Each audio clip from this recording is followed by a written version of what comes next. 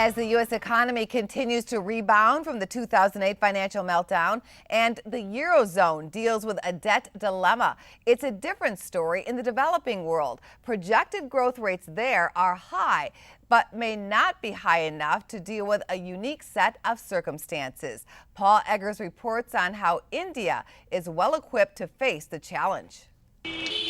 Some images from the streets of India may paint a picture of a less developed economy. But the truth is, activity is expanding at a rapid pace.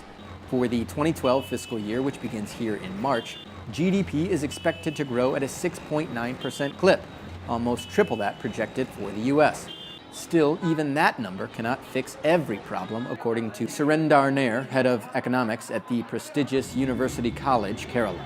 So the growth rate is not enough, that is right. We have a lot of other social and economic problems. Poverty we have, unemployment still we have. India must also overcome the ongoing slowdown in the global economy and the decreasing demand for Indian exports that comes with it. So if something negative happens in the rest of the world, that gets transmitted to India very quickly. Okay, so the growth rates can plummet. It depends very much on what happens outside.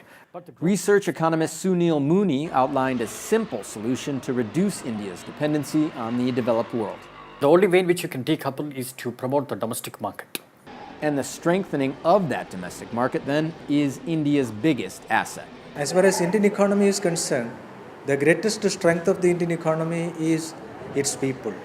With a population well over 1 billion, India is home to an overwhelming amount of consumers, and cultural changes allowing more women in the workplace means many families have more purchasing power. Since the income has grown, the amount that is available for them to splurge on consumption has increased. More buyers has also meant more jobs inside India, with multinationals now manufacturing here instead of overseas. About 6 years ago, most of the mobile handsets in India were actually imported. Now most of those are domestically assembled at least. This virtuous cycle of consumer spending creating jobs, economists believe, will benefit all of India. And that middle class economy is the backbone of the Indian economy.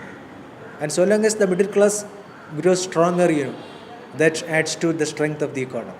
Even though they may be buying more of the same brands that are available back in the U.S., Indian consumers may be managing the balance between spending and savings better than their American counterparts. According to Mooney, the personal savings rate here of around 30% looks downright miserly when compared to the more profligate savings rate back home, under 5%. Reporting for First Business News here in India, I'm Paul Eggers. Outsourcing U.S. jobs to India is a controversial topic, especially in these times of high unemployment in America. However, Indian firms do send jobs and capital to the U.S. According to the Indian ambassador, Indian tech firms employ more than 100,000 Americans and have invested $26 billion in the U.S. over the past 5 years.